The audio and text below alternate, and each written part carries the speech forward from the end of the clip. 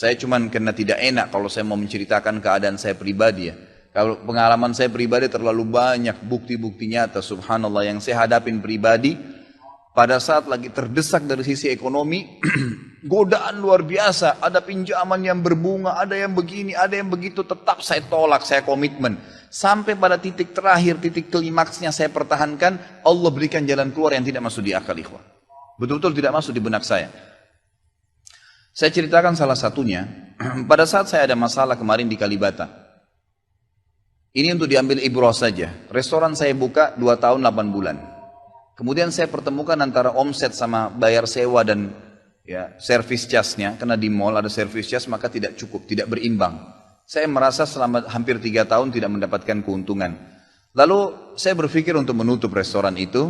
Dan pada saat itu subhanallah saya berpikir restoran ini sudah saya tutup aja deh. Saya jual aja. Mungkin dengan kesibukan dakwah, beberapa ikhwah juga yang saya amanahkan di situ sudah ada yang satu yang sudah niat mau kuliah, udah nggak bisa lagi lanjut. Saya bilang oke lah baik. Selama 3 bulan vakum, nggak bisa bergerak sama sekali. Pada saat itu subhanallah 1 rupiah pun ikhwah saya nggak punya duit. Allah jadi saksi saya bingung waktu itu bagaimana caranya untuk mencari jalan keluar nih. Jual restoran pun akan dilelang dalam kondisi murah. Restoran itu sudah besar asetnya. Ini gimana caranya saya nggak punya duit. Mindahin ke tempat lain butuh uang untuk sewa. Gitu kan, membuka lagi butuh uang yang baru untuk membayar sewa yang tertunggak, gitu kan. Tidak dibongkar juga akan dibongkar paksa. Ini kalau ada waktu tentu sampai waktu tentu, kalau tidak ini akan dibongkar paksa. Subhanallah, godaan luar biasa. Ada yang masuk saya tidak tahu dari mana, SMS masuk HP saya, pinjaman dengan bunga yang ringan 250 juta sampai 750 juta terus dari banyak perbankan saya nggak tahu tiba-tiba masuk. Saya tidak pernah iyakan, selalu. Gitu kan, saya cuma berusaha ikhtiar berdoa sama Allah, tawarin kepada orang kalau ada yang mau punya saham dengan saya. Subhanallah, pas titik klimaks 3 bulan kemarin, 3 bulan tutup ya sementara, dan saya sudah berpikir mau jual pun sempat saya tawarkan belum ada yang beli. Saya tiap hari saja berdoa. Di masjid ini saya kedatangan seseorang, jemaah pengajian saya, bukan jemaah pengajian sebenarnya, dia rutin mengikuti ceramah kita ya yang diupload di YouTube dan tinggal di Paris. Orang Indonesia, orang kita tapi tinggal di sana. Datang selama ini dia selalu kalau saya punya program gali sumur diikut. Ada program kemarin badal haji ditipin uangnya. Selalu program sosial diikutin sama dia. Subhanallah pada saat lagi dia bilang sama saya SMS, Ustaz saya mau ke Jakarta, saya ingin hadir pengajian Ustaz langsung. Saya bilang baiklah kalau gitu silahkan fadhal.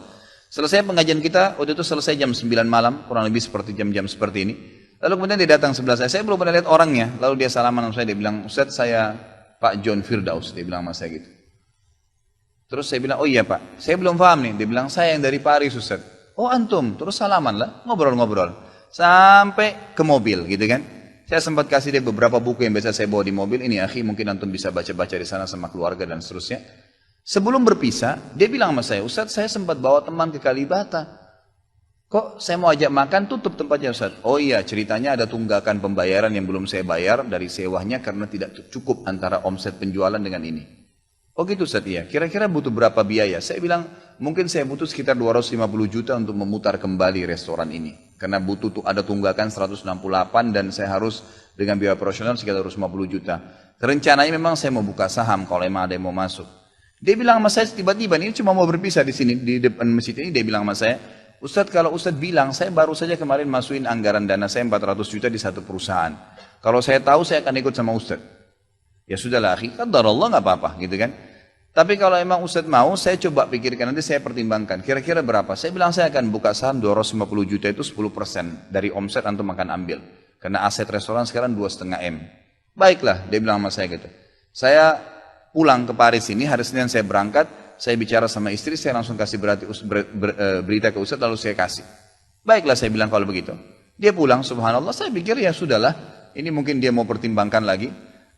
Malamnya, pada malam itu juga, dia tiba-tiba SMS ke saya, dia bilang, Ustadz setelah saya musyawarah sama istri, saya akan transfer ke Ustadz dengan jumlah 250 itu. Supaya bisa bergulir dan saya siap mengambil 10%-nya. Gitu kan, saya sujud syukur kepada Allah, alhamdulillah ada jalan keluar gitu.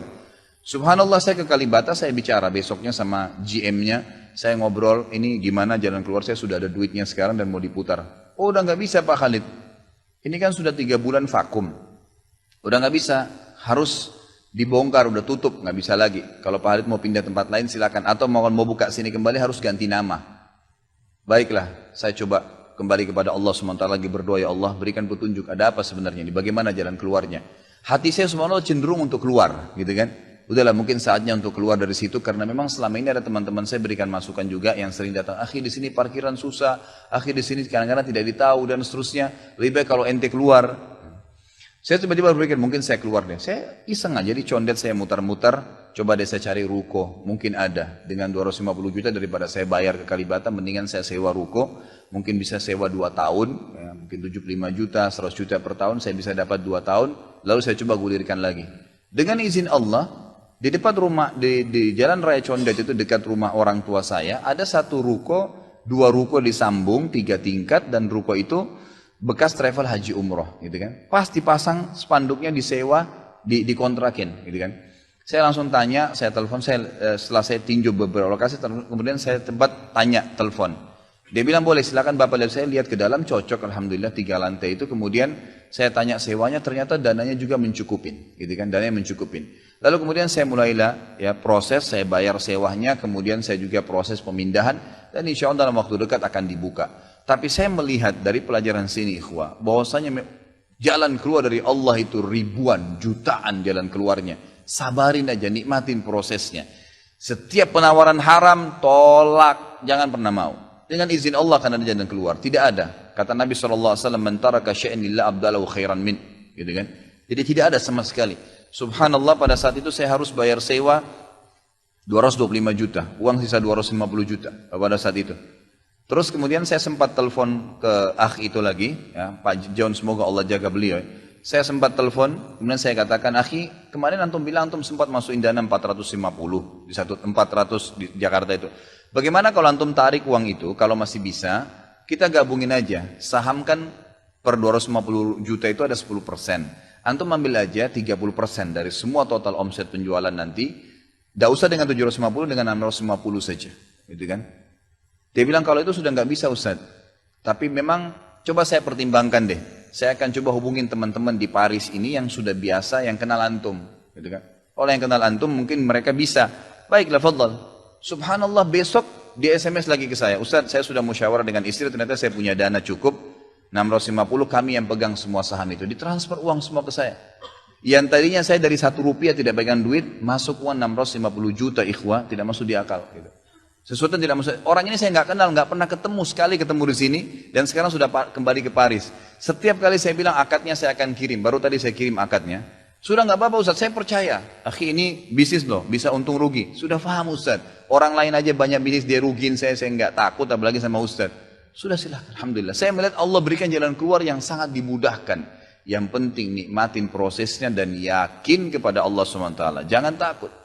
Jangan takut. Dan ada banyak kisah seperti ini dalam hidup saya yang saya mungkin sebagian tidak diceritakan gitu kan. Cuma ini tadi saya buka supaya memang bisa ada pengalaman. Karena rata-rata sini karena hanya masalah kekhawatiran saja.